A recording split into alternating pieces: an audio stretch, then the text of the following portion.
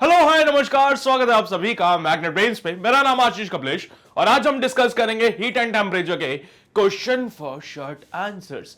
तो भाई इससे पहले वाली वीडियो में हमने क्विक रिवीजन कर लिया था, यानी कि हमने वो सारे टॉपिक्स कवर करे जो कि इस चैप्टर में हो सकते थे और जिससे रिलेटेड सवाल पूछे जा सकते थे। ठीक है, तो चलिए भाई कहानी को बढ़ाते हैं आगे with the question number first. लेकिन उससे पहले यार पेन और पेपर अगर है तो जल्दी से लेके आओ। और भाई देखो, हमेशा की तरह मैं आज भी यही उम्मीद करूंगा कि सवाल आएगा, आप वीडियो को पॉज करोगे, खुद से ट्राई करोगे एंड ये चेक जरूर जरूर जरूर करना कि आपका सॉल्यूशन सही है कि नहीं। ठीक है, तो चलिए भाई अब शुरू करते हैं कहानी को with the very first question of today's session.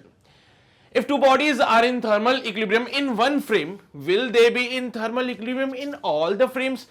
अगर दो बॉडीज थर्मल इक्विलिब्रियम में है किसी एक फ्रेम में, तो अगर हम फ्रेम बदल दें तो क्या दूसरे फ्रेम में भी वो थर्मल इक्विलिब्रियम में होंगे क्या?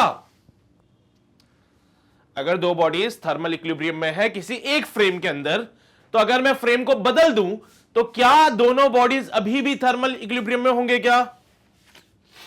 सर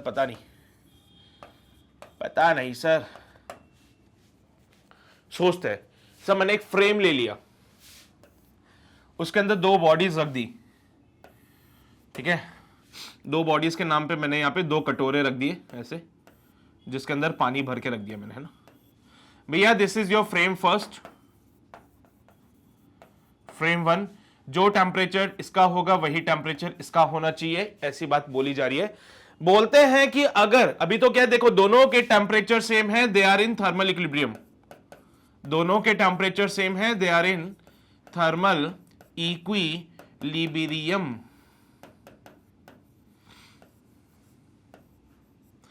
तो दोनों के दोनों अभी क्या है, थर्मल इक्विलिब्रियम में है, क्योंकि दोनों के टेम्परेचर सेम है। कहते हैं कि अगर हम फ्रेम को बदल दें, अगर हम फ्रेम को बदल दें तो क्या अभी भी ये दोनों थर्मल इक्विलिब्रियम में होंगे कि नहीं होंगे? फ्रेम को बदल दें तो क्या अभी ये दोनों थर्मल इक्विलिब्रियम में है कि नहीं है? बताओ, इसको सोचो, विचार करो, फिर मैं बताता हूं। एक बहुत सिंपल तरीके से बताऊंगा। फ्रेम चेंज कर दिया आप लोगों ने, है ना, तो फ्रेम बदलने से क्या अब ये थर्मल इक्विलिब्रियम में रहेंगे या नहीं रहेंगे, ये आपको बताना है। तो चलिए भाई कहानी को शुरू करते हैं। मैंने बोला साहब एक सिनेरियो लेते हैं, तो अपने डे टू डे लाइफ का एक सिनेरियो लेंगे। ठीक है, हमने दो कटोरियां ले ली। ठीक है, इसके अंदर रख दिया पानी। दोनों कटोरियों में पानी रख के उसको रख दिया हमने फ्रिज के अंदर। भाई फ्रिज की स्पेलिंग यही होती ना, देख लेना, मुझे नहीं पता, क्या पता गलत लिख दूं, या छोड़ो फ्रिज नहीं लिखता हूं मैं, रेफ्रिजरेटर लिख देता हूं ताकि कंफ्यूजन ना रहे। तो भाई क्या हुआ, दो कटोरियों में पानी भरा और इसको मैंने पुट कर दिया रेफ्रिजरेटर में। सो भाई क्या होगा, कुछ समय के बाद दोनों कटोरियां ठंडी हो जाएंगी और दोनों कटोरियों में वही टेम्परेचर आएगा जो इस रेफ्रिजरेटर के अंदर का टेम्परेचर था। यानी फ्रेम वन में जब दोनों कटोरियों को रखा तो they are in thermal equilibrium. सही है। अब मैंने इन दोनों कटोरियों को निकाल के रख दिया ओवन में। समझना तुम बात को, पहले दोनों कटोरियों को रखा था रेफ्रिजरेटर में, कुछ समय के बाद मैंने देखा, कुछ समय के बाद क्या पता चला, सर जो टेम्परेचर इस कटोरी का है वही टेम्परेचर इस कटोरी के पानी का, यानी कि दोनों थर्मल इक्विलिब्रियम थे। तो साहब दोनों का टेम्परेचर सेम था, रेफ्रिजरेटर में पुट किया हुआ था। अब मैं फ्रेम को बदल रहा हूं, यानी दोनों कटोरियों को निकाल के मैंने रख दिया फ्रेम टू यानी ओवन के अंदर। भाई फ्रेम टू ओवन में रखते ही अब क्या होगा, ओवन चालू किया, कुछ समय के बाद मैं क्या देख रहा हूं, इसका टेम्परेचर टी डैश तो इसका भी टेम्परेचर टी डैश। भाई फ्रेम बदलने से, फ्रेम के बदल जाने से इफेक्ट जो है दोनों के ऊपर बराबर का पड़ेगा। फ्रेम के चेंज हो जाने से जो टेम्परेचर का इफेक्ट है ना, वो दोनों के ऊपर सेम रहेगा। इसीलिए आप कुछ भी कर लीजिए, दोनों के दोनों हमेशा थर्मल इक्विलिब्रियम में ही रहेंगे। आप कुछ भी कर लीजिए, दोनों थर्मल इक्विलिब्रियम में ही रहेंगे। अब आप इसको चाहो तो किसी और फ्रेम में रख दो, धूप में रख देना बाहर ले जाके। भाई इसको दोनों कटोरियों को ले जाओ, कहां रखोगे, फ्रेम थ्री में। फ्रेम थ्री क्या होगा, सर इसको बाहर रख दिया हमने सनलाइट में, छत पे ले जाके रख दो इसको सनलाइट में, कुछ समय के बाद आपको पता चलेगा जो टेम्परेचर इसका था वही टेम्परेचर इसका भी आ गया, यानी कि फिर से थर्मल इक्विलिब्रियम है। यानी कि अगर आप फ्रेम को चेंज कर रहे हो ना, तो अगर आप फ्रेम को चेंज कर रहे हो तो जो टेम्परेचर का जो इफेक्ट है या टेम्परेचर का जो वेरिएशन है दोनों के लिए, दोनों बॉडीज के लिए बराबर का है वो। ठीक है, दोनों बॉडीज के लिए वो इफेक्ट बराबर का है, इसलिए दोनों बॉडीज में बराबर का टेम्परेचर आ रहा है। और जब दोनों बॉडीज में बराबर का टेम्परेचर आता ही है तो ऐसे कि वो थर्मल इक्विलिब्रियम में तो होते ही।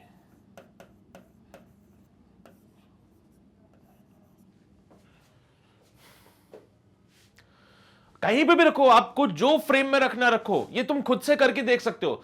घर पे तुम्हें बढ़िया कटोरी मिल जाएगी, कटोरी के अंदर सीधा पानी डाल देना, बस पानी डाल के उन कटोरियों को रख देना पहले फ्रिज के अंदर, देखना दोनों कटोरियों का टेम्परेचर सेम होगा। फिर दोनों कटोरियों को निकालना, फिर उनको रख देना अवन के अंदर। अवन छोड़ो यार, तुम तो सनलाइट में रख देना। कुछ समय के बाद देखोगे दोनों कटोरियों टाइम्परेचर सेम होगा। फिर से आप कोई से भी फ्रेम में रख लो, आप कोई से भी फ्रेम में रख लो, टेम्परेचर जो है इन दोनों बॉडीज का वो सेम ही रहता है। And the reason is being कि सर जब आप फ्रेम को चेंज कर रहे हो तो जो टेम्परेचर का वेरिएशन हो रहा है, फ्रेम के टेम्परेचर का जो वेरिएशन हो रहा है वो दोनों के लिए बराबर का है। ठीक है, तो जो फ्रेम के टेम्परेचर का इफेक्ट है वो इफेक्ट दोनों के लिए बराबर है। मुझे नहीं पता इन बॉडीज का खुद का टेम्परेचर कितना था, ये मैं नहीं जानता हूं, बट मैं इतना जानता हूं कि जिस फ्रेम में रखेंगे वो टेम्परेचर ही अटेन कर सकते हैं। मुझे खुद को नहीं पता कि इन बॉडीज का टेम्परेचर क्या होगा, बस मैं इतना जानता हूं कि जिस फ्रेम में आप रखोगे उतना टेम्परेचर उसके हिसाब से वो अपना एडजस्ट कर लेंगे और अटेन कर लेंगे वो टेम्परेचर को। तो if two bodies are in thermal equilibrium in one frame, will they be in thermal equilibrium in all frames? तो yes, they will be in thermal equilibrium. They will be in thermal equilibrium in all frames, all frames। तो वो thermal equilibrium में रहेंगे सारे frames में, भले कोई से भी फ्रेम की बात करो। ये बात समझते हो तुम लोग? सभी समझते हो बात को? कोई रॉकेट साइंस नहीं थी, ये बड़ी सिंपल सी बेसिक सी बात थी जो उन्होंने हमसे पूछी थी। ठीक है, क्लियर है ये बात? चलिए तो आगे बढ़ते हैं अब हमारे अगले सवाल की ओर। ये सब तो आप नोट कर ही रहे हो। तो अगला सवाल क्या कहता है? Does the temperature of a body depends on the frame from which it is observed? किसी बॉडी का टेम्परेचर क्या उस फ्रेम पे डिपेंड कर रहा है जहां से आप उसको देख रहे हो? यानी कि मान लीजिए आप अभी मुझे देख रहे हो आपके अपने कमरे में से बैठ के, तो मैं मेरा टेम्परेचर जस्ट मैंने कंसीडर किया 32 डिग्री सेल्सियस, जस्ट मान लिया, चलो छोड़ो। अच्छा जी ठीक है, अब तुम अपना फ्रेम बदलो। देखिए, frame of reference is the place जहां से ऑब्जर्वर अपनी ऑब्जर्वेशन करता है। Frame of reference is the place जहां से ऑब्जर्वर क्या कर रहा है? अपनी ऑब्जर्वेशन कर रहा है। ठीक है, तो मैं क्या कह रहा हूं कि अगर यहां पे जो कोई भी बॉडी है उसका जो टेम्परेचर है वो फ्रेम ऑफ रेफरेंस पे डिपेंड करता है क्या? तो सब अगर तुम अभी किसी बॉडी को देख रहे हो, जैसे मत सज्यूम करो तुम मुझे ही देख रहे हो, है ना, तो तुम्हारा फ्रेम ऑफ रेफरेंस किसी पर्टिकुलर टेम्परेचर टी पे होगा। ठीक है, अभी कमरे के अंदर बैठे हो, कमरे के अंदर थोड़ा बढ़िया ठंडा सा होगा माहौल, है ना, तो तुम मुझे देख रहे हो, बढ़िया सब बढ़िया चल रहा है। मेरी बॉडी का टेम्परेचर जो है वो 32 डिग्री सेल्सियस जस्ट मैंने कंसीडर कर लिया। अब तुम कमरे से बाहर गए और बाहर धूप में जाके बैठ गए, धूप में बैठ के मुझे देख रहे हो, तो भाई अब तुम्हारा फ्रेम बदल चुका है। Point to be noted. तो तुम्हारा फ्रेम बदला, उससे मेरे टेम्परेचर पे कोई फर्क नहीं पड़ा। तुम्हारा फ्रेम बदला, उससे मेरे टेम्परेचर पे कोई फर्क नहीं पड़ा। इसलिए क्या ये जो टेम्परेचर ऑफ अ बॉडी है वो फ्रेम ऑफ रेफरेंस पे डिपेंड करता है क्या? ऑब्जर्वर के? नहीं करता साहब, नहीं करता है। क्या बोले साहब? मेरी बॉडी का टेम्परेचर तुम्हारे फ्रेम ऑफ रेफरेंस पे कैसे डिपेंड कर सकता है? तुम अभी मुझे देख रहे हो कमरे के अंदर बैठ के, मेरा टेम्परेचर 32 डिग्री सेल्सियस का है, मान लिया। तुम कमरे से बाहर गए, धूप में जाके बैठ गए, तो मेरा टेम्परेचर थोड़ी चेंज होगा उससे? नहीं होगा ना।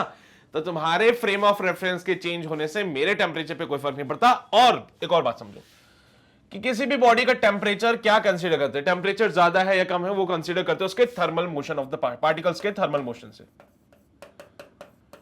तो बेसिकली पार्टिकल्स के थर्मल मोशन पे ये पिक्चर डिपेंड होती है।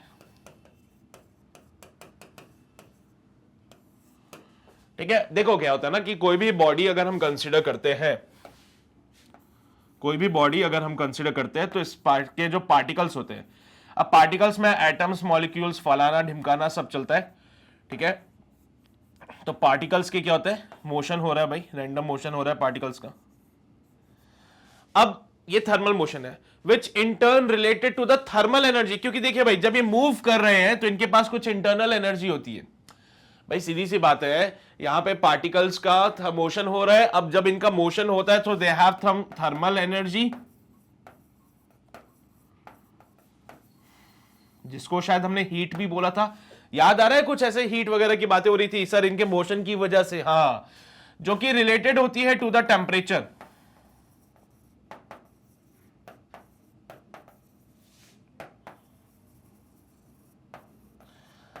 अब बताओ,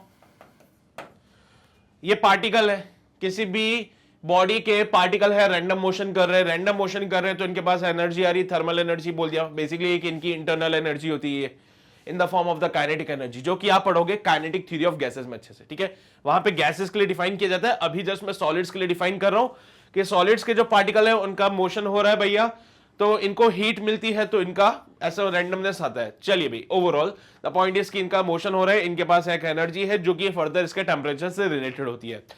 अब मैं इसको देख रहा हूं, यानी मेरा फ्रेम ऑफ रेफरेंस मैं बदल दूं। मैं अभी यहां से देख रहा हूं, सर मुझे तो वही दिख रहे पार्टिकल, अब मैं ये सब सिस्टम उठा के बाहर चल ना जाऊं, या फिर मैं चलो कमरे से बाहर जाके इसको देखूं, तो सर मुझे इसमें कोई चेंजेस नहीं दिखेंगे ना भाई। अगर मैं अपना फ्रेम बदल दूं, उससे इसको क्या, इसका जो टेम्परेचर है वो तो इसके एनर्जी पे डिपेंड कर रहा है।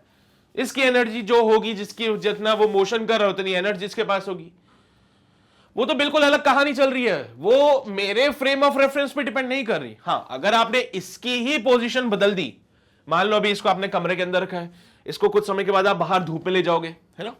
मान लो कि ये किसी कमरे के अंदर रखा हुआ है, किसी रूम के अंदर है, ठीक है। अब अगर आपने इसको ही निकाल दिया बाहर और सनलाइट में रख दिया, तो सनलाइट में रखने से क्या होगा भैया, इसको मिलेगी हीट, हीट मिलने से इसकी एनर्जी में बदलाव आएगा, रैंडमनेस बढ़ जाएगी, हीट मिलने से बदलाव आएगा, रैंडमनेस बढ़ जाएगी और इसकी। तो अगर आपने इसका ही पोजीशन बदल दिया, इसका ही फ्रेम बदल दिया, तो फिर दिक्कत वाली बात है। लेकिन अगर आप ऑब्जर्वर की बात करो, frame of which it is observed, यानी ऑब्जर्वर के फ्रेम ऑफ रेफरेंस की मैं बात कर रहा हूं, तो ऑब्जर्वर का फ्रेम ऑफ रेफरेंस बदलने से इसके टेम्परेचर पे कोई फर्क नहीं पड़ेगा। वो अलग बात है कि अगर मैं इसी को बदल दूं, इसको कमरे से निकाल के बाहर धूप में रख दूं, यहां सनलाइट में इसको रख दिया, तो सनलाइट में रखने से इसको हीट वगैरह मिलेगी, और हीट मिलने से क्या होगा, बेसिकली इसका रैंडमनेस बढ़ जाएगा, फिर इसकी थर्मल एनर्जी बढ़ जाएगी, इसका टेम्परेचर बढ़ जाएगा। मेरी बात समझ रहे हो तुम लोग? तो यही हो रही है कहानी। आप अपना फ्रेम ऑफ रेफरेंस बदल दीजिए, उसको कोई फर्क नहीं पड़ेगा। लेकिन अगर आपने इसी की ही पोजीशन को बदल दिया, इसके ही फ्रेम को बदल दिया, तो फिर दिक्कत होगी। जैसा पहले सवाल में किया था, जैसा पहले सवाल में किया था कि इसके फ्रेम ऑफ रेफरेंस को, इसके फ्रेम को अगर मैं बदल दूं, तो फिर कहानी में दिक्कत हो जाएगी। मेरा फ्रेम बदल रहा है, मुझे उससे मतलब नहीं है, मैं इसको कमरे में बैठ के देख रहा हूं, बढ़िया कमरे में से बैठ के देख रहा हूं, मुझे बढ़िया दिख रहा है, इसका टेम्परेचर मुझे टी मिलेगा इस टाइम पे। मान लीजिए इसका टेम्परेचर मुझे मिला थीटा, इसका टेम्परेचर कितना मिल गया, थीटा। अब मैं चलो बाहर निकल गया कमरे से, धूप में खड़ा हो गया, जाके धूप में खड़े होकर इसको देख रहा हूं मैं, अरे क्या फर्क पड़ा, इसका टेम्परेचर नहीं बल्कि मेरा टेम्परेचर बढ़ने लग जाएगा उस केस में। So does the temperature of our body depends, so no, the temperature of a body depends on the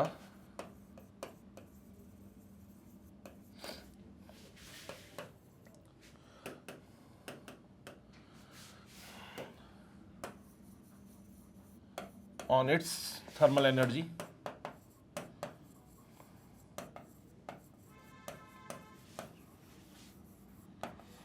which is further related to the thermal motion of the particles, which is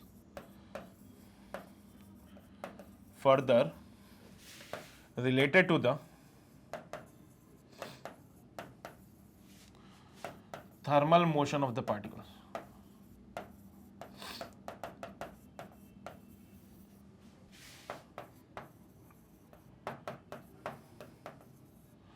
particles में atom molecule वगैरह वगैरह फलाना ढिमकाना, it does not depends on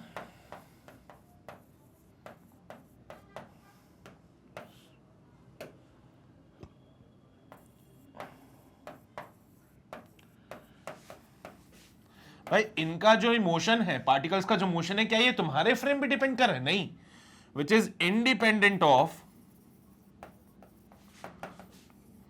frame of observer. भैया observer के frame पे picture नहीं depend कर रही है ना, ये इसका जो रैंडमनेस है, इसके जो पार्टिकल्स का मोशन है, वो तुम्हारे फ्रेम पे थोड़ी डिपेंड करी, वो तो इस पे डिपेंड कर रहा है कि इसको हीट कितनी मिल रही है। जितनी इसको हीट मिलेगी, थर्मल मोशन, थर्मल एनर्जी उतनी ज्यादा मिलेगी, उतना ज्यादा टेम्परेचर बढ़ेगा इसका। इसमें से हीट निकाल दो तो थर्मल मोशन कम हो जाएगा, थर्मल एनर्जी कम हो जाएगी, टेम्परेचर कम हो जाएगा। तो ये तुम्हारे फ्रेम ऑफ रेफरेंस पे डिपेंड नहीं कर रहा है, वो डिपेंड कर रहा है कि इसको कितनी हीट दी जा रही है, इसमें से कितनी हीट निकाली जा रही है। ठीक है, दैट्स अ डिफरेंट थिंग। तो यहां पे अगर आपको इसे बोले कि भाई the temperature of a body depends on the frame from which it is observe, no, it does not depends on the frame of the observer. Thus temperature of a body is independent of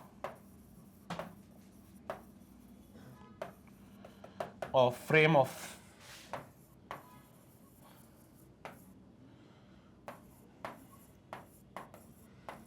from frame from which it is observed।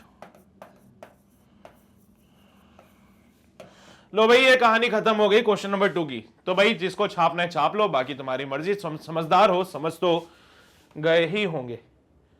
ठीक है, छाप लिया सभी ने, कोई शक तो नहीं, कोई समस्या तो नहीं, कोई परेशानी भी नहीं। तो चलिए भाई ये क्वेश्चन नंबर 2 हमारा समाप्त हुआ। तो आगे बढ़ते हैं, अब हमारे अगले सवाल की ओर आते हैं, क्वेश्चन नंबर 3। क्वेश्चन नंबर 3 क्या कहता है? That it is heard sometimes that the mercury is used in defining the temperature scale because it expands uniformly with the temperature, and if the temperature scale is not yet defined, is it logical to say that the substance expands uniformly with the temperature? कहते हैं भाई कि mercury का use किया जाता है इन defining the temperature scale because uniformly वो expand होता है। मान लो टेम्परेचर स्केल है ही नहीं, मान लो टेम्परेचर स्केल डिफाइंड ही नहीं है, तो फिर क्या बता सकते हो कि वो यूनिफॉर्म एक्सपेंशन हो रहा है कि नहीं हो रहा विदाउट द टेम्परेचर स्केल? बता सकते हो? एक बार ट्राई करो फिर मैं बताता हूं। तो क्या करें भाई इसके लिए? देखो सीधी सी बात उन्होंने बोली, ज्यादा दिमाग नहीं लगाना। उन्होंने बोला कि मर्करी को यूज किया जाता है इन डिफाइनिंग द टेम्परेचर स्केल क्योंकि वो यूनिफॉर्मली एक्सपैंड होता है विद द टेम्परेचर। ठीक है, उसका एक्सपेंशन टेम्परेचर के साथ बहुत यूनिफॉर्म है। अब वो बोल रहे हैं कि चलो ठीक है, ये बात तो हमें आज के दौर में समझ आ जाती है क्योंकि हमारे पास भाई टेम्परेचर मेजरिंग के लिए डिवाइसेस है और ये सारी चीजें, तो हम बोल सकते हैं कि भाई हाँ यूनिफॉर्म एक्सपेंशन हो रहा है। लेकिन मानो अगर टेम्परेचर स्केल ही नहीं डिफाइंड है, अगर मान लो कोई टेम्परेचर स्केल डिफाइंड ही नहीं होता, तो ये लॉजिकल है ये कहना कि कोई सब्सटेंस जो है वो एक्सपैंड होता है यूनिफॉर्मली विद द टेम्परेचर? हाँ, तो आज के जमाने में टेम्परेचर के बारे में तो हमें जानते हैं, थर्मोमीटर्स वगैरह and all this things devices हमारे पास हैं जिससे कि हम ये चीज एक बार के लिए कंफर्मेशन ले सकते हैं। तो ऐसा कहते हैं उसके बेसिस पे कि भाई हाँ मर्क्यूरी जो है इसको टेम्परेचर स्केल डिफाइन करने में काम लिया जा रहा है क्योंकि ये यूनिफॉर्मली एक्सपैंड करता था। अब अगर मान लो कोई ऐसा टेम्परेचर स्केल ही नहीं है ना, तो ये आप कैसे बताओगे? मतलब कि ये लॉजिकल है ये बात कहना कि कोई सब्सटेंस जो है वो एक्सपैंड करता है यूनिफॉर्मली विद द टेम्परेचर? हाँ, तो इसको कैसे डिफाइन करें? तो सर माना टेम्परेचर स्केल नहीं है हमारे पास, लेकिन हम कंपैरिजन तो कर सकते हैं इसके एक्सपेंशन का with the expansion of the other substances. So by comparing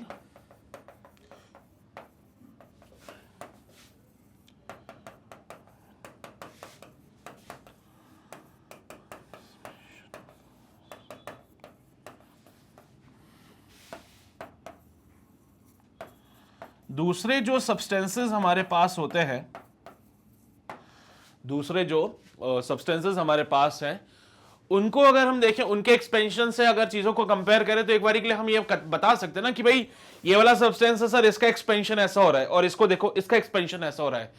तो एक बार के लिए हम दो सब्सटेंस के एक्सपेंशन को कंपेयर कर सकते हैं, उसके बेसिस पे बता सकते हैं कि एक्सपेंशन यूनिफॉर्मली होगा कि नहीं होगा। So like is it logical to say? तो हाँ हम कह सकते हैं कि भाई यहाँ पे कोई सब्सटेंस यूनिफॉर्मली एक्सपैंड होता है by comparing it's expansion with the other substance expansions. तो आप ये बात कह सकते हो, ठीक है। तो अगर सवाल ये आता है कि लॉजिकल है कहना, तो आप बोला हाँ हाँ बिल्कुल लॉजिकल है भाई, हम कह सकते हैं वाली बात, ठीक है। चलिए भाई, तो यहां तक की बातें यार, इससे ज्यादा नहीं है, इससे ज्यादा नहीं है, बस इसमें ज्यादा और क्या लिखवा सकते हैं, कुछ और है भी नहीं लिखवाने के लिए कि भाई ठीक है दूसरे सब्सटेंस के एक्सपेंशन से कंपेयर किया तो ये बात लॉजिकल है ना। वो अगर ये पूछता ना कि is it logical to say that, तो yes it is logical, that's it, बस। चलिए भाई, तो ये हमारा क्वेश्चन नंबर 3 कंप्लीट हुआ।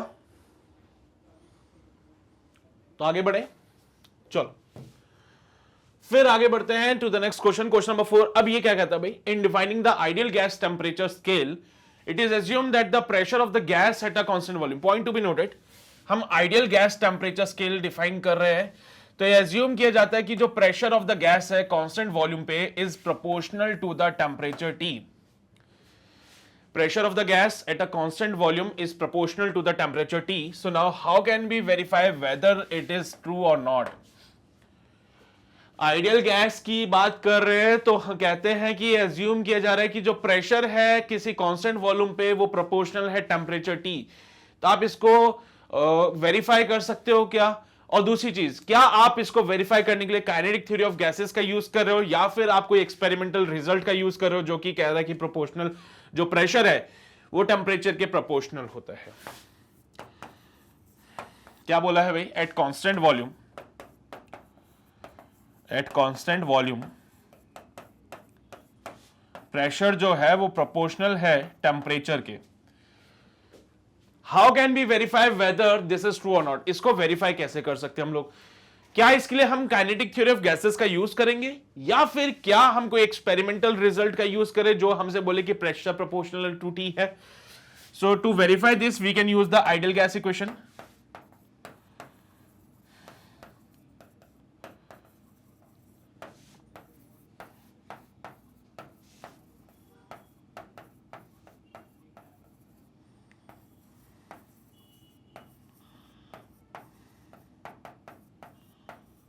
तो इसको वेरीफाई करने के लिए हम क्या करेंगे, आइडियल गैस इक्वेशन का यूज करते हैं। And according to the ideal gas equation that PV is equals to nRT, PV equals to nRT। तो भाई वॉल्यूम कांस्टेंट होगा, इफ वॉल्यूम इज कांस्टेंट, चलो यहां लिख देता हूं, if V is constant then P equals to nRT upon V into T, this whole part being a constant, volume constant है and we know better that n is also constant, moles और R gas constant होता है वो भी again constant, so P is proportional to T। So yes it is true, yes it is true. तो भाई how can be verify whether this is true और not? तो yes we can verify this by using the ideal gas equation, ठीक है। Are we using any kinetic anything? No, we don't use any, no we are not using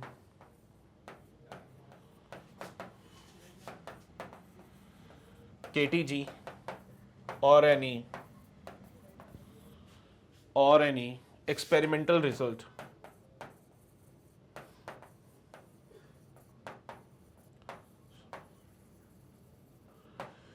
तो आपको कोई मतलब हम कोई KTG का या फिर कोई एक्सपेरिमेंटल रिजल्ट का यूज नहीं कर रहे, हम सिंपली हमारी आइडियल गैस इक्वेशन का यूज कर रहे हैं इस चीज को वेरीफाई करने के लिए, और वो काफी है, ठीक है। तो हमें कोई KTG की जरूरत नहीं है। KTG बोले तो काइनेटिक थ्योरी ऑफ गैसेस, भैया इसका शॉर्ट फॉर्म होता ही है ना, KTG बोले तो काइनेटिक थ्योरी ऑफ गैसेस। तो we are not using KTG, we are not using any experimental result, we are just using the ideal gas equation. तो हम क्या कर रहे हैं, सिर्फ आइडियल गैस इक्वेशन का इस्तेमाल कर रहे हैं to show that pressure is proportional to T। So ये हमारा क्वेश्चन नंबर 4 समाप्त हुआ। हाँ जल्दी से छाप लो इसको भी नोट करो भाई, फिर आगे बढ़ते हैं हम लोग।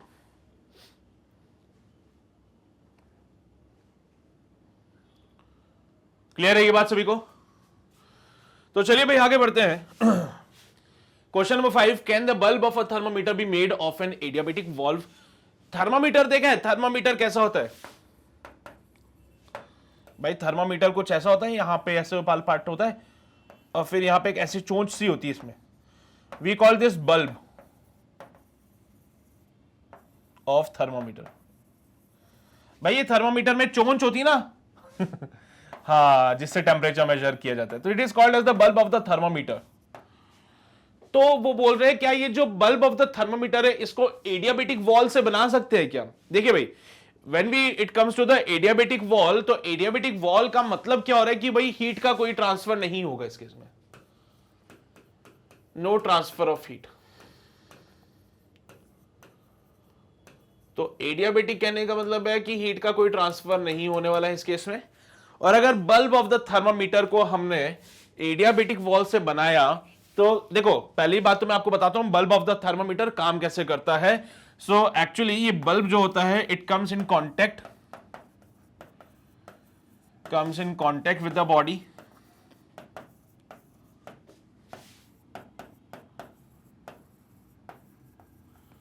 एंड आफ्टर सम टाइम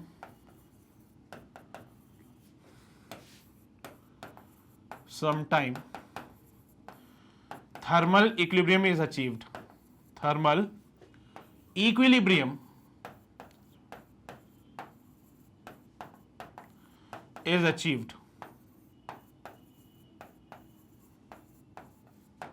ठीक है, तो यहां पे बल्ब क्या होता है, किसी बॉडी के साथ कांटेक्ट में आता है, कांटेक्ट में आने के बाद हीट का एक्सचेंज होता है भैया, हीट का फ्लो होता है। हायर बॉडी है, ये लोअर बॉडी, अरे यार ये लोअर टेम्परेचर पे होता है, ये बल्ब जो होता है वो लोअर टेम्परेचर पे होता है। बुखार आता है ना, तो भाई बुखार आता है तो तुम्हारे वो थर्मामीटर लगाते ना, तो तुम्हें बुखार आ रहा है, तुम गर्म हो इस टाइम पे, तुम हायर टेम्परेचर पे हो, ये बेचारा लोअर टेम्परेचर पे है। हीट का फ्लो तुम्हारे से इसकी तरफ होगा, और ये हीट का फ्लो तब तक होगा जब तक ये भी गर्म ना हो जाए। ये गर्म होगा तो मरकरी ऊपर जाएगी और तुम्हें अल्टीमेटली तुम्हें टेम्परेचर पता चल जाएगा कि क्या है टेम्परेचर। समझ लो कैसे काम कर रही है प्रोसेस, समझ रहे हो प्रोसेस कैसे काम कर रहा है? क्या होता है साहब कि हम ये जो बल्ब ऑफ द थर्मामीटर है इसको कांटेक्ट में रखते हैं किसी बॉडी के, कांटेक्ट में रखने से क्या होता है कि ये उस बॉडी, क्योंकि देखो अलग अलग टेम्परेचर्स पे टेम्परेचर डिफरेंस होने की वजह से हीट का फ्लो होता है। Due to temperature difference,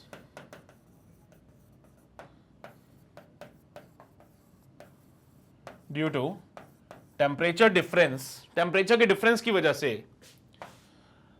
heat flows from higher body to the lower temperature body, heat flows from higher temperature to lower temperature.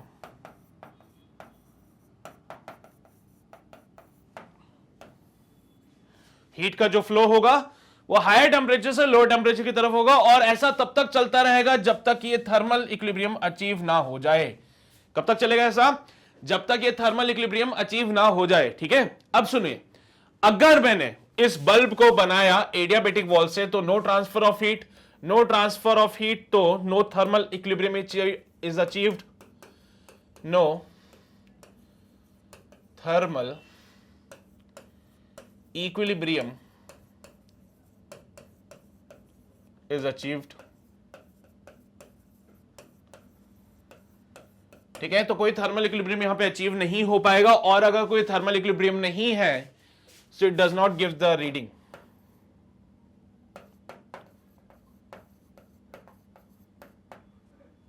या फिर इट की जगह थर्मोमीटर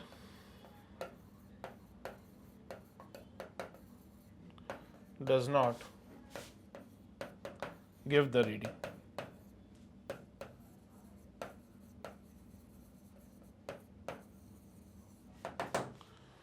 तो थर्मामीटर जो है वो रीडिंग हमें नहीं देगा उस केस में। कब नहीं देगा? अगर ये एडियाबेटिक वॉल से बना है, अगर ये जो थर्मामीटर का जो बल्ब है अगर वो एडियाबेटिक वॉल से बना है तो उसमें कोई हीट का ट्रांसफर नहीं होगा, हीट का ट्रांसफर नहीं होगा तो कोई थर्मल इक्विलिब्रियम नहीं आएगी, यानी कि इस बल्ब का टेम्परेचर और उस बॉडी का टेम्परेचर सेम नहीं होगा, जिसकी वजह से थर्मामीटर आपको वो रीडिंग नहीं देगा फिर। ठीक है, काम कैसे करता है भाई ये बल्ब क्या होता है, बॉडी के साथ कांटेक्ट में आता है और यहां पे टेम्परेचर डिफरेंस की वजह से हीट का फ्लो होता है, और ये फ्लो तब तक होगा जब तक थर्मल इक्विलिब्रियम नहीं अचीव हो जाती। थर्मल इक्विलिब्रियम के बाद ये बॉडी भी गर्म हो चुकी है, बॉडी गर्म होने के बाद अब ये आपको रीडिंग दिखा देता है। अगर ये बना होता एडियाबेटिक वॉल से, अगर ये बना होता एडियाबेटिक वॉल से, तो उस केस में हीट का कोई ट्रांसफर नहीं होता, हीट का ट्रांसफर नहीं होता तो कोई थर्मल इक्विलिब्रियम अचीव नहीं होती, और यहां पे जो थर्मोमीटर है वो हमें प्रॉपरली रीडिंग नहीं देता। You getting my point? समझते हो बात को? तो हमारा क्वेश्चन नंबर 5 समाप्त हो गया है, जल्दी से इसको नोट कर लीजिए, फिर हम आगे बढ़ते हैं। डन हो गया? चलो, so after question number 5 now let's move on to the next question. Question number 6 क्या कहता है? Why do the marine animals live deep inside a lake when the surface of the lake freezes? Marine animals जो है वो deep inside the lake जिंदा रहते हैं when the surface of the lake freeze. कैसे? कैसे? ये मैं आपको बताया था क्विक रिवीजन के दौरान, हमने इस पे बात करी थी, और हम समझते हैं कि भाई कैसे मरीन एनिमल्स जो है वो लेक के अंदर जिंदा रहते हैं जब surface of the lake freeze हो जाती है। तो याद है कुछ ऐसा करके एक डायग्राम बनाया था मैंने यहां पे वाटर के लेवल्स डिफाइन कर दिए थे। मैंने बोला था भाई वाटर के अलग अलग लेवल्स ले लेना यहां पे।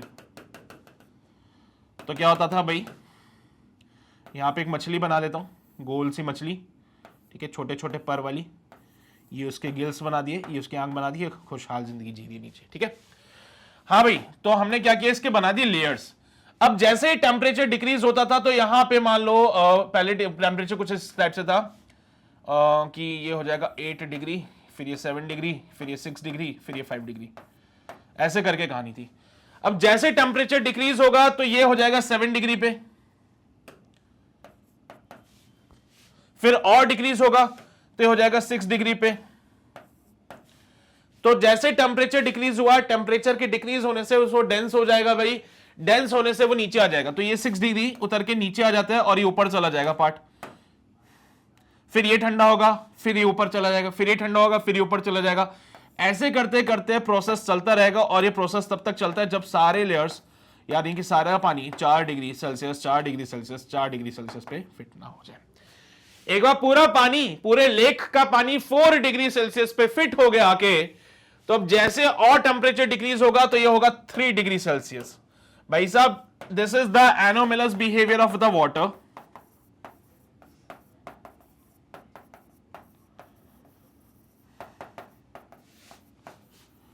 This is the anomalous behaviour of the water, that कि जैसे वाटर का टेम्परेचर 4 डिग्री से नीचे जाएगा वो लेस डेंस हो जाएगा, यानी 3 डिग्री वाला लेस डेंस हो गया, अब वो नीचे नहीं आएगा, वो ऊपर ही रहेगा, ठीक है। This is the anomalous behaviour of the water. Below 4 degree Celsius density increases, sorry decreases, ठीक है। अब डेंसिटी इसकी डिक्रीज हो गई, वो हल्का हो गया, हल्का होने की वजह से वो नीचे नहीं आएगा, 3 डिग्री वाली लेयर नीचे नहीं आएगी। अब आगे फर्दर और टेम्परेचर डिक्रीज होगा, 3 डिग्री की जगह 2 डिग्री सेल्सियस हो जाएगा, फिर और टेम्परेचर डिक्रीज होगा, 2 डिग्री सेल्सियस की जगह यहां पे सिर्फ 1 डिग्री सेल्सियस रह जाएगा, फिर और टेम्परेचर डिक्रीज होगा, फिर हो जाएगा 0, और फिर उसके बाद और यहां पे बर्फ जमना शुरू हो जाएगी। फिर यहां पे क्या होगा भाई, बर्फ जमना शुरू हो जाएगी इस पूरे पार्ट पे, तो ये पूरी यहां पे क्या हो गई, बर्फ जम गई भी।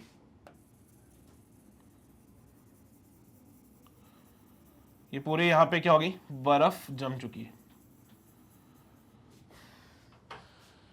ठीक है। अब बर्फ जम गई तो जो आइस होता है, being a bad conductor of the heat, ये क्या करता है, जो लोअर वाटर पे जो हीट है उसको एस्केप करने से रोकता है। यहां पे बर्फ जम गई, पूरे पार्ट पे बर्फ जम गई, and being the ice the bad conductor of the heat, यहां पे जो हीट है वो इस पार्ट पे ट्रैप हो जाती है, जो हीट है वो इस पार्ट में ट्रैप हो जाती है, जिसकी वजह से ये मरीन लाइफ जो है बिल्कुल सेफ रहती है। ये बात मैं आपको पहले भी बता चुका था, राइट? याद आ रहा है कुछ? Anomalous behaviour of the water बताया था आप लोगों को क्विक रिवीजन के दौरान, तो ये वही चीज थी, ये वही चीज है, ठीक है। तो यहां पे एक बार आइस जम गई तो बीइंग अ बैड कंडक्टर, तो ये अब यहां पे जो हीट है वो ट्रैप हो चुकी है, वो आगे नहीं जाएगी अब हीट, है ना, वो बाहर एस्केप नहीं होती, जिसकी वजह से यहां का जो पूरा पानी है वो पूरा मेंटेन रहेगा 4 डिग्री सेल्सियस पे ना। 4 डिग्री सेल्सियस पे मरीन लाइफ सेफ रहती है, उनको कोई दिक्कत नहीं होती। दिक्कत कब होती, जब ये पूरा पानी फ्रीज हो जाता, तो 4 डिग्री सेल्सियस पे मरीन लाइफ सेफ है, उनको कोई दिक्कत नहीं है। हाँ, दिक्कत कब होती, जब ये पूरा पानी फ्रीज हो जाता, तो ऐसा नहीं होता, ये पूरा सेफ रहेगा, इसमें कोई दिक्कत नहीं आएगी। तो ये हमारा क्वेश्चन नंबर 6 कंप्लीट हो गया। क्लियर है कि बात सभी को? समझते हो ना? तो चलिए भाई आगे बढ़ते हैं। क्वेश्चन नंबर 7 पे आते हैं। The length of a brass rod is found to be smaller on the hot summer day than on a cold winter day as measured by the same aluminium scale. So do we conclude that the brass shrinks on heating? भाई जो brass की जो length है ना, वो length जो है वो छोटी पाई जाती है हॉट समर डे पे than on a cold winter day. यानी कि ब्रास की लेंथ गर्मियों में कम हो जाती है, ब्रास की जो लेंथ है गर्मियों में वो कम मिल रही है और सर्दियों में वो ज्यादा मिलती है अगर मैं उसको मेजर करूं विद एल्यूमिनियम स्केल। तो ये तभी हो रहा था जब मैं उसको एल्यूमिनियम स्केल से मेजर कर रहा था। यानी if we consider this the brass rod,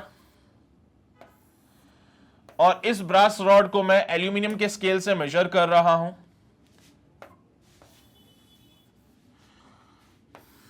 तो मान लीजिए मुझे इसकी जो लेंथ मिली है समथिंग लाइक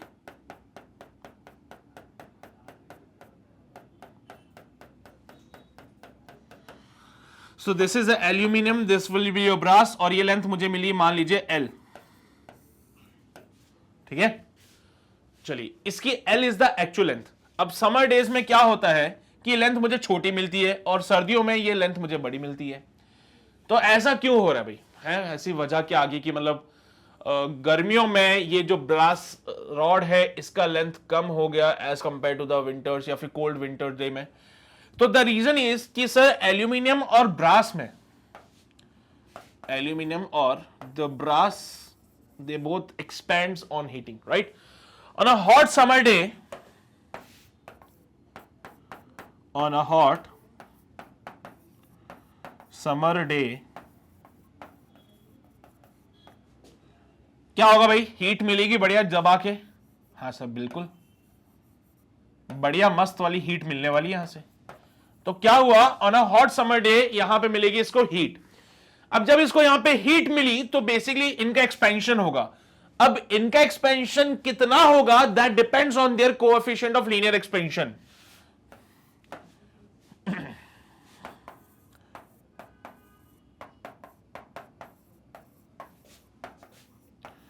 तो दोनों के दोनों क्या होंगे? एक्सपैंड होंगे।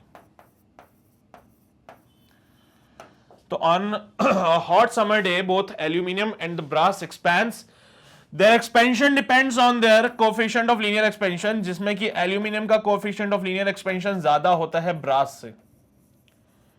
तो दोनों एक्सपैंड होते हैं लेकिन ये कुछ ज्यादा ही एक्सपैंड हो जाता है। दोनों ही एक्सपैंड होते हैं लेकिन एल्यूमिनियम का coefficient of linear expansion brass से ज्यादा है, जिसकी वजह से इसका एक्सपेंशन कुछ ज्यादा ही हो जाता है। और जब इस स्केल का एक्सपेंशन ज्यादा हो गया तो बेचारे ब्रास का एक्सपेंशन तो थोड़ा सा ही हुआ। समझो बात को। मान लो ये वाली रीडिंग हमें यहां पे मिल रही थी, ठीक है। अब क्या हुआ कि हीट मिलने पे ये एक्सपेंड हो रहे हैं। ब्रास मान लीजिए इतना और एक्सपेंड हो गया, तो मुझे लगा कि सब रीडिंग यहां मिलेगी, लेकिन क्या हुआ, ये और ज्यादा एक्सपेंड हो गया, ये फर्दर एक्सपेंड हो गया ज्यादा। और ये फर्दर ऐसा एक्सपेंड हुआ कि जो रीडिंग मुझे यहां पे मिल रही थी वो रीडिंग पहुंच गई यहां पे। जो रीडिंग मुझे यहां मिल रही थी वो रीडिंग पहुंच गई यहां पे। एक्सपेंड हो गया ना भाई। तो एक्सपेंड होने से जो रीडिंग मुझे यहां पे मिल रही थी वो मिली मुझे यहां पे 1 डैश पे। समझ रहे हो? ये इनिशियल लेंथ था, लेकिन मैंने जैसे हीट किया, इनको हीट करने से मुझे लगा बढ़िया मजा आ जाएगा, एक्सपेंशन होगा दोनों का, तो ठीक है। लेकिन एल्यूमिनियम का एक्सपेंशन कुछ ज्यादा ही हो गया भाई। ब्रास का तो चलो इतना सही हुआ, एल्यूमिनियम का बहुत ज्यादा हो गया एक्सपेंशन, जिसकी वजह से ये जो पार्ट यहां पे मुझे मिलना चाहिए था वो यहां पे पहुंच चुका है। ये मार्किंग जो यहां होती थी वो यहां पहुंच चुकी है। और मुझे क्या लगा कि मैं, भाई साहब मुझे ये लगा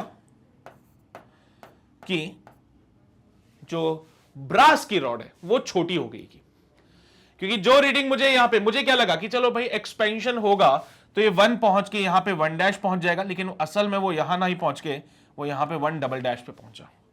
मुझे क्या लगा कि जो रॉड है एल लेंथ की, जिसकी रीडिंग यहां आ रही थी, एक्सपेंड होने के बाद यहां तक आएगी, तो मैं चलो ठीक है कोई बात नहीं, ये तो मैं मानता हूं। लेकिन वो रीडिंग यहां पे तो आई, लेकिन ये 1 यहां पे पहुंच चुका था। फाइनली जब हीट मिली तो ये 1 यहां पे पहुंच चुका था, और मैं ये देख रहा हूं कि भाई ब्रास की जो रॉड है वो छोटी हो गई। कि जो पहले मुझे रीडिंग मिल रही थी वो मैं सोचा यहां तक मिलेगी, लेकिन ऐसा नहीं हुआ, वो यहां तक तो बढ़ा लेकिन ये 1 यहां तक पहुंच गया था।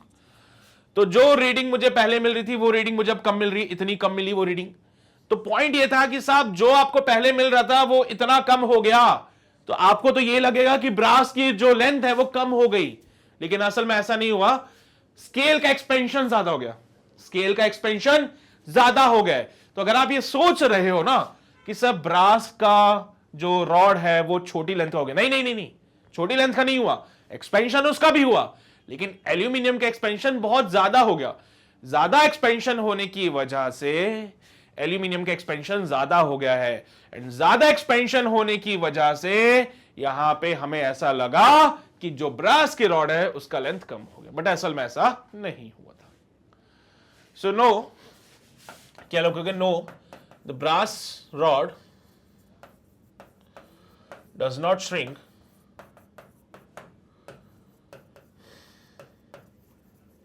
on heating. Actually, aluminum scale expands more as compared to the brass rod.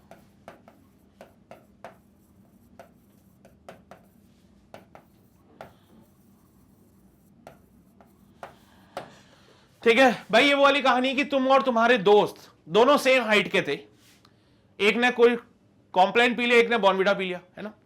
अब भाई मान लो, जस्ट अज्यूम करते हैं इसको, ठीक है। तो तुम और तुम्हारे दोस्त तो दोनों सेम हाइट के, एक ने पिया कॉम्प्लेन, एक ने पिया बॉर्नविटा, दोनों की हाइट बढ़ी, लेकिन सर उसकी हाइट ज्यादा ही बढ़ गई, कुछ उसकी हाइट ज्यादा ही बढ़ गई। हाइट मेरी भी बढ़ी, ऐसा नहीं है कि मेरी नहीं बढ़ी, मेरी हाइट भी बढ़ती है, लेकिन उसकी ज्यादा बढ़ गई। तो क्या मतलब मैं छोटा हो गया? नहीं, बड़ा तो मैं भी हुआ हूं, लेकिन वो ज्यादा ही हो गया। तो वही बात यहां पे, बड़ा ये भी है लेकिन ये कुछ ज्यादा ही बढ़ गया है, इसलिए आपको ये लग रहा है कि छोटा है, असल में छोटा नहीं हुआ वो। ठीक है, समझ लो बात को, क्लियर है कि पॉइंट? ये है क्वेश्चन नंबर 7। हो गया, चलिए तो आगे बढ़ते हैं। अगला सवाल, क्वेश्चन नंबर 8 क्या कहता है हमसे? If mercury and a glass had the equal coefficient of volume expansion, भाई मर्क्यूरी का और ग्लास का अगर कोएफिशिएंट ऑफ वॉल्यूम एक्सपेंशन बराबर का है, so could we make a mercury thermometer in a glass tube? तो क्या किसी ग्लास ट्यूब में एक मर्क्यूरी थर्मोमीटर बनाया जा सकता है? बनाते तो है सर, बनाते तो है तो मर्क्यूरी का और ग्लास का coefficient of volume expansion, coefficient of volume expansion of the glass बराबर है coefficient of volume expansion of the mercury, जिसकी वजह से क्या होगा? Both expends equally, both expends equally, दोनों में बराबर बराबर का एक्सपेंशन होगा यहां पे।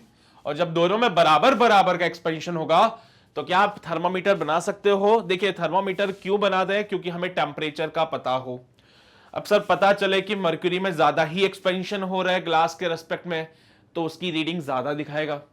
मेरे अरे वही वाली बात है यार, if expansion of the mercury is greater than the expansion of the glass, mercury का एक्सपेंशन ग्लास के एक्सपेंशन से अगर ज्यादा होता है, देन रीडिंग विल बी मोर।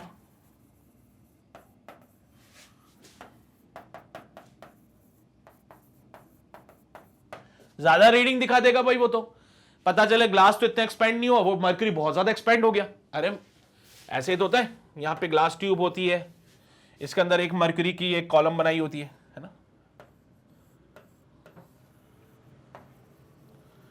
ऐसे ही तो होता है भैया। एक ग्लास ट्यूब होता है जिसमें मर्क्यूरी का कॉलम होता है। मान लो ग्लास का एक्सपेंशन इतना ज्यादा नहीं हुआ जितना मर्क्यूरी का हो गया, तो मर्क्यूरी तो ऊपर निकल जाएगी फिर, है ना, तो रीडिंग ज्यादा दिखाएगा उस केस में। अगर मर्क्यूरी का एक्सपेंशन ग्लास के एक्सपेंशन से कम है, उस केस में ग्लास तो ज्यादा एक्सपेंड हो जाएगा, मर्क्यूरी बेचारा थोड़ा सा एक्सपेंड हो पाएगा, तो reading will be less, reading will be less.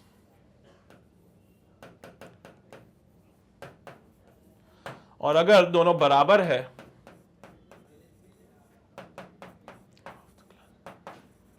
then it expands,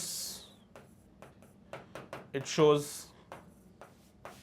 actual reading। तो उस केस में वो क्या करेगा, एक्चुअल रीडिंग को ही शो करेगा। उस केस में वो क्या करेगा भाई, एक्चुअल रीडिंग को ही शो करेगा। तो अगर दोनों का कोफिशिएंट ऑफ वॉल्यूम एक्सपेंशन आप बराबर कर रहे हो तो हां आप बिल्कुल बना सकते हो थर्मोमीटर, क्योंकि जैसे आप किसी भी बॉडी का रीडिंग लोगे तो ग्लास एक्सपेंड होगा, जितना ग्लास एक्सपेंशन करेगा उतना ही मर्क्यूरी में एक्सपेंशन होगा, तो रीडिंग में कोई वेरिएशन नहीं आएगा उससे, दोनों बराबर बराबर रहेंगे। लेकिन मान लो यार इनमें से कोई भी एक ज्यादा एक्सपेंड हो गया है, कम एक्सपेंड हो गया, तो उसके हिसाब से रीडिंग पे फर्क पड़ेगा। मेरी बात समझ लो, जैसा पिछला क्वेश्चन था ना ब्रास का और एल्यूमिनियम का, ये वही कॉन्सेप्ट है यहां पे भी, ठीक है। अगर पहले वाले क्वेश्चन में एल्यूमिनियम और ब्रास दोनों बराबर एक्सपेंड होते तो कोई वेरिएशन नहीं आता लेंथ में, लेकिन क्या हुआ, एल्यूमिनियम का एक्सपेंशन ज्यादा ही हो गया कुछ, तो हम नहीं चाहते कि किसी एक एक्सपेंशन दूसरे के रिस्पेक्ट में ज्यादा हो जाए। उससे क्या होगा, उससे ये होगा कि रीडिंग ऊपर नीचे होती रहेगी, फिर गलत रीडिंग आएगी। अगर दोनों का एक्सपेंशन बराबर हो रहा है तो उस केस में क्या होगा, ग्लास जितना एक्सपेंड हो रहा है मर्क्यूरी भी उतना ही एक्सपेंड होगा, तो ओवरऑल जो रीडिंग पे वेरिएशंस थे वो नहीं आएंगे। फिर मेरी बात समझ रहे हैं आप लोग, सभी लोग क्लियर है? छाप लो जल्दी से, छाप लिया?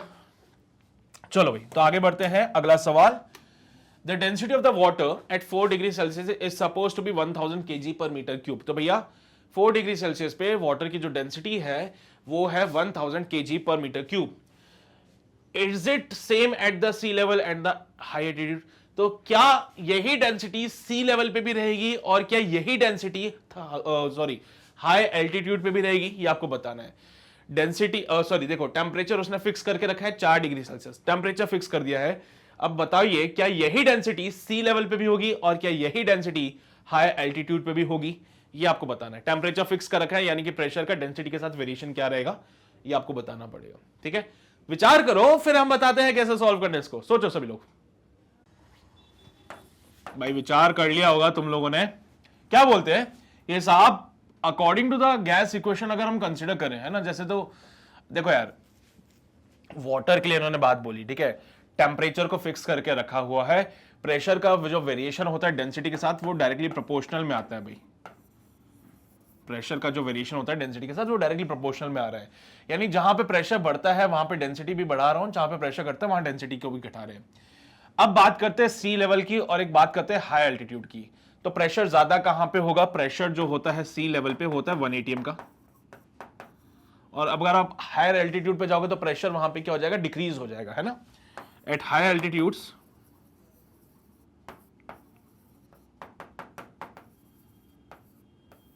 देखो वाटर की मैं बात करूं, वाटर के सरफेस पे और डेप्थ में जब जाओगे तो डेप्थ में तो चलो रोज ही होता है प्रेशर, तो जैसे जैसे डेप्थ बढ़ती है ओवरऑल द प्रेशर इंक्रीजेस। लेकिन यहाँ पे सी लेवल पे बोल रहे हैं तो सी लेवल पे तो ऑलमोस्ट 1 atm का प्रेशर हम कंसीडर करते हैं, या फिर 1.015 है ना, 1.05 इंटू 10 पावर जो भी आप कंसीडर करते हो, तो वो छोड़ो, एटमॉस्फेरिक प्रेशर सी लेवल पे होता है। जैसे आप ऊपर जाते हो तो वहां पे प्रेशर डिक्रीज हो रहा है, बेसिकली हमारे पास वहां पे प्रेशर क्या होता है, डिक्रीज हो रहा है, तो overall density will B decreased. यहां पे जो प्रेशर है वो ज्यादा है, जिसकी वजह से यहां पे डेंसिटी भी ज्यादा होगी। So what I must say is कि at higher altitude the density will be less as compare to the at high altitude. देखो टेम्परेचर फिक्स रखा है, 4 डिग्री पे ही बात करनी है मुझे 4 डिग्री सेल्सियस पे ही बात करनी है। तो at high altitudes density is less as compared to sea level, as compared to sea level high altitudes पे जो डेंसिटी होगी वो लेस रहेगी बेसिकली। टेम्परेचर फिक्स है, टेम्परेचर में कोई बदलाव नहीं किया, 4 डिग्री सेल्सियस पे ही बात कर रहे हैं हम लोग, ठीक है, 4 डिग्री सेल्सियस पे ही बात करें, टेम्परेचर में कोई वेरिएशन नहीं किया, तो डेंसिटी के साथ रिलेट करते हैं उसको, तो pressure directly proportional to density कर सकते हैं, यानी कि जहां पे डेंसिटी ज्यादा वहां प्रेशर भी ज्यादा। तो भाई हाई एल्टीट्यूड पे प्रेशर कम हो जाता है तो basically density will be less there, and समझदार हो तुम लोग तो फिर, है ना। एनीवेज चलिए, हो गया, बढ़े आगे बढ़ते हैं। हमारे अगला सवाल कहता है एक tightly closed metal lid of a glass bottle can be opened more easily if it is put in hot water for some time. Explain. भाई एक टाइटली क्लोज्ड मेटल लिड है ग्लास बॉटल की, जिसको कि ओपन करना है, पर वो ओपन नहीं हो रही, तो आप क्या करते हो, उसको थोड़ी देर गर्म पानी में रखते हो, और जब आप इसको थोड़ी देर गर्म पानी में रखते हो तो ये इजीली ओपन हो जाता है। तुमने किया होगा, कोई भी बॉटल का ढक्कन या कुछ अगर आपसे नहीं खुलता, कोई भी बॉटल का ढक्कन या कुछ अगर आपसे नहीं खुल रहा, तो आप उसको गर्म पानी में रखते हो थोड़ी देर के लिए, थोड़ी देर के लिए गर्म पानी में रख के अब खोलो, बहुत इजीली खुल जाता है। ऐसा क्यों होता है, ऐसा क्यों होता है, तो ये आपको बताना है। तो विचार करो, फिर हम बताएं ऐसा क्यों होता है। तो भाई क्यों हो रहा है ऐसा कि भाई गर्म पानी डालने से ढक्कन खुल गया, ऐसे नहीं खुला था? Because of expansion of the lid, या फिर मैं अच्छे से लिखूं, thermal expansion, thermal expansion of the metal lid. देखो भाई क्या है ना कि कांच की बोतल के ऊपर वो ढक्कन लोहे का होता है या मेटल का होता है। सो आई मस्ट से कि अगर वो एक मेटल है तो जब आप इस पे गर्म पानी डालोगे तो गर्म पानी से मिलेगी हीट, और हीट के मिलने से होगा थर्मल एक्सपेंशन, और थर्मल एक्सपेंशन होने से वो ढक्कन थोड़ा सा एक्सपैंड हो जाएगा, जिससे कि उसको खोलना आसान है फिर अपने लिए, ठीक है, जिससे कि उसको ओपन करना it's a easy task for us, हमें कोई दिक्कत नहीं आएगी साहब, उसमें सब बढ़िया हो जाएगा हमारे लिए। तो है कहानी क्वेश्चन नंबर 10 की, छाप लो जल्दी से, फिर आगे बढ़ते हैं भाई। हो गया? तो चलिए भाई आगे बढ़ते हैं क्वेश्चन नंबर 10 के बाद to the next question number 11। If an automobile engine is overheated, अगर एक ऑटोमोबाइल इंजन ओवरहीट हो जाता है तो उसको कूल करते हैं by putting water on it. लेकिन ये भी एडवाइस किया जाता है कि वाटर को ऐसा नहीं कि बहुत सारा एक साथ बाल्टी भर के पानी डाल दिया आपने, आपको क्या करना पड़ेगा, स्लोली स्लोली वो वाटर उस पर आपको पुट करना पड़ेगा, ठीक है। अब ऐसा क्यों बोलते हैं कि भाई आपको बहुत सारा पानी एक साथ नहीं डालना, आपको पानी एकदम धीमे धीमे से डालना है? सो इट इज बिकॉज कि यहां पे क्या होगा, रैपिड कॉन्ट्रैक्शन हो जाएगा। क्या बोले कि सर अगर ऑटोमोबाइल इंजन है, अगर हमारे पास ऑटोमोबाइल इंजन है तो वो है गर्म, अब जैसे आप इस पे वाटर पुट करोगे तो क्या होगा, वो होगा कूल। कूल होने से मतलब है उसका होगा थर्मल कॉन्ट्रैक्शन।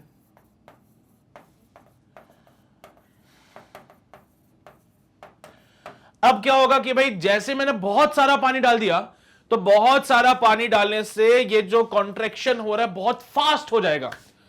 अब अगर ये कॉन्ट्रैक्शन बहुत फास्ट हुआ तो देयर में भी पॉसिबिलिटीज की अगर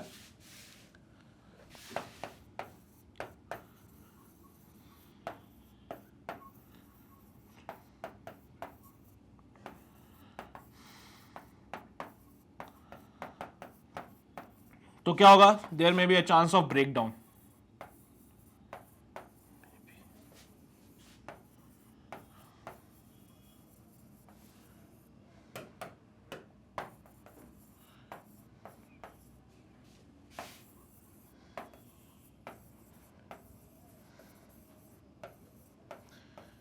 तो ब्रेक डाउन के चांसेस है भाई यहाँ पे, इसलिए एडवाइस किया जाता है कि भाई पानी डालो, धीरे धीरे डालो, ताकि वो रैपिड कॉन्ट्रैक्शन ना हो जाए एकदम से, है ना। मतलब ऐसा नहीं होगा भाई पहले इंजन गर्म था, बढ़िया एक्सपेंशन हो रहा था वहां पे, अब क्या हुआ, आपने इंजन को ठंडा करने के लिए फटाक से पानी डाल दिया। फटाफट से पानी डालोगे, ज्यादा पानी डालोगे तो क्या होगा, उसमें टेम्परेचर बहुत जल्दी डिक्रीज हो जाएगा और यहां पे जो कॉन्ट्रैक्शन है वो फास्ट हो जाएगा, जिसकी वजह से एक पॉसिबिलिटी ये आती है साहब कि ये जो इंजन है हमारा वो ब्रेक डाउन ना हो जाए कहीं।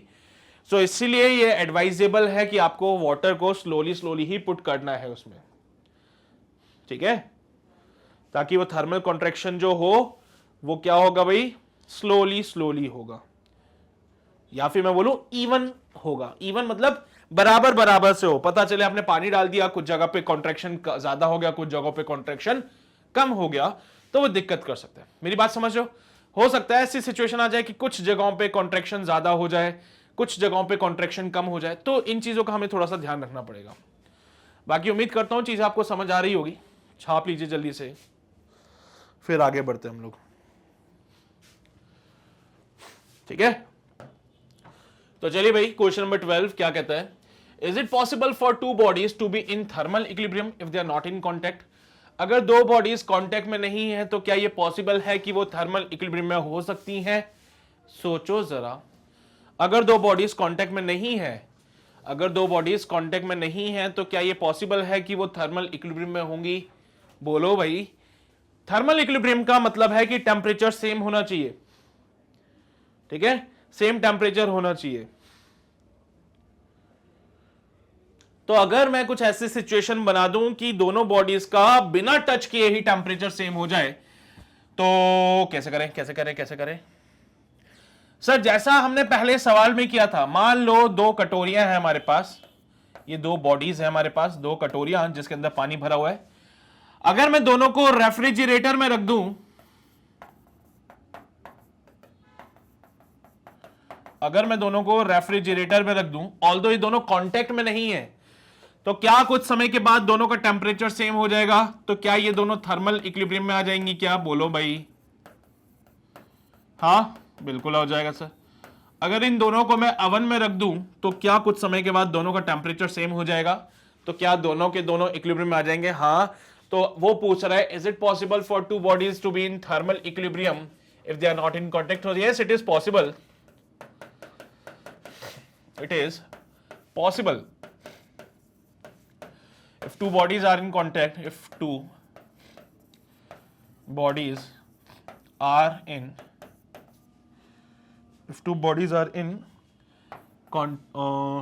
thermal या फिर मैं बोलूं contact with a reservoir,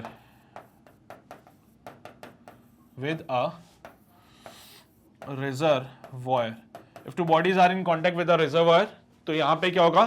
reservoir का जो टेम्परेचर है, ये दोनों बॉडीज वही टेम्परेचर रिटेन करती है, इवन दो ये दोनों आपस में कांटेक्ट में नहीं है, इवन दो ये दोनों बॉडीज आपस में कांटेक्ट में नहीं है, but still being in contact with the reservoir, ये दोनों क्या करेंगे? उसी के टेम्परेचर को अटेन करेंगी। दैट्स वाई दोनों का टेम्परेचर सेम हो जाएगा और ये थर्मल इक्विलिब्रियम में आ जाएंगे बिना टच किए। ठीक है, तो ये हमारी कहानी है क्वेश्चन नंबर 12 की। छाप लो यार जल्दी से। समझ गए? क्लियर है? तो चलिए भाई आगे बढ़ते हैं, क्वेश्चन नंबर 13 पे आते हैं। बोला एक स्फेरिकल शेल को हमने हीट किया, और जब स्फेरिकल शेल को जब हमने हीट किया तो वॉल्यूम चेंज हो रहा है अकॉर्डिंग टू द इक्वेशन। तो भैया वॉल्यूम में जो एक्सपेंशन हो रहा है, इट इज गिवन दैट किसी टेम्परेचर थीटा पे जो वॉल्यूम है it is V nought 1 plus gamma into theta. तो बोल रहा है क्या ये जो वॉल्यूम यहां पे बोला जा रहा है वो शेल का वॉल्यूम है या फिर मटीरियल का वॉल्यूम है? एक स्फेरिकल शेल को हीट कर रहे हैं तो वॉल्यूम का जो चेंज हो रहा है it is according to this equation.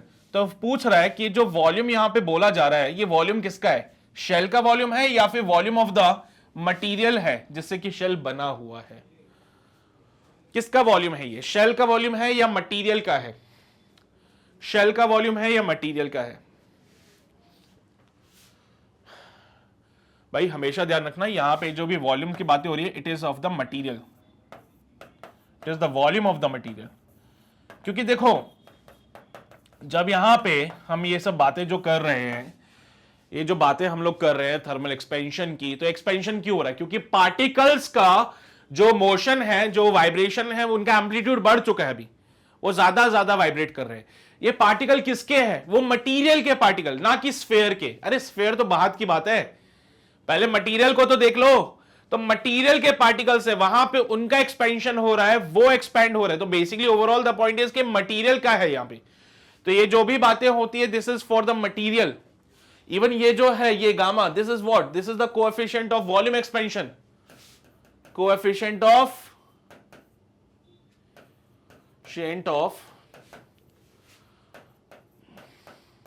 Volume expansion. भाई किसका होता है? और ये मटेरियल का। किसका होता है? ये मटेरियल का। सो कोएफिशिएंट ऑफ वॉल्यूम एक्सपेंशन किसका है? ये मटेरियल का है। तो ये जो भी बातें हो रही है किसके लिए होगी? वो मटेरियल के लिए होगी। तो हमारा क्वेश्चन नंबर 13 यहां पे समाप्त हो गया। क्लियर रहेगी बात सभी को? पक्का ना? तो चलिए भाई आगे बढ़ते हैं और समाप्त करते हैं हमारे आज के इस छोटे से सेशन का। तो भाई उम्मीद करता हूं कि ये जो सवाल मैंने आपको कराए हैं, चंद सवाल जो मैंने आपको कराए हैं, ये आपको बढ़िया तरीके से समझ आ गए होंगे। कोई समस्या, कोई परेशानी किसी प्रकार की नहीं रही होगी। फिर भी अगर कोई डाउट, कोई प्रॉब्लम, कुछ भी अगर आपको प्रॉब्लम रहती है, सो प्लीज उसको कमेंट सेक्शन में मेंशन कीजिए सो दैट मैं और मेरी टीम आपकी हेल्प कर सके आपकी प्रॉब्लम्स को सॉल्व करने में। इसके अलावा वीडियो को दोबारा देखना है तो बेटर है आप हमारे ऑफिशियल वेबसाइट यानी कि www.magnetbrains.com पे जाइए, क्योंकि वहां पे आपको ये सारी वीडियोस ऑलरेडी अवेलेबल हो जाएंगी, वो भी प्रॉपर सीक्वेंस में चैप्टर वाइज अरेंज किए हुए, सो दैट आप लोगों का टाइम वेस्ट नहीं होगा कोई भी वीडियो को सर्च करने में। साथ ही साथ जो चीजें हम यहां पे आपको प्रोवाइड करा रहे हैं वो आपके लिए कॉम्पिटिटिव लेवल तक, अगेन मैं बोल रहा हूं कॉम्पिटिटिव लेवल तक आपकी हेल्प करेगा। तो अगर आपका कोई दोस्त, भाई बंधु, सगा सहेली किसी भी कंपटीशन की अगर प्रिपरेशन कर रहे हो तो उनको बोलना कि फिजिक्स में जो चीजें यहाँ मैग्नेट ब्रेन्स आपको प्रोवाइड करा रहे हैं ना, ये आपके लिए बहुत हेल्पफुल रहेगी, आके ज्वाइन जरूर कर दें। ठीक है, चलिए भाई, तो इतनी ही बातें आज के लिए, बाकी मिलते हैं आपसे अगले सेशन में जहां पे ऑब्जेक्टिव 1 को हम शुरू करेंगे। ऑब्जेक्टिव 1 आपको तो पता ही है, एमसीक्यूज होते हैं जहां पे आपको एक सिंगल ऑप्शन पे टिक लगाना है फिर आगे बढ़ जाना है। तो ऑब्जेक्टिव 1 के क्वेश्चंस को देखेंगे, कितने क्वेश्चंस है जो भी होगा एक सेशन में उसको कंप्लीट करके फिर आगे बढ़ेंगे। ठीक है, तो चलिए भाई, मिलते हैं आपसे नेक्स्ट सेशन में, तब तक अपना ध्यान रखिए, पढ़ाई करते रहिए, ऑल द वेरी बेस्ट।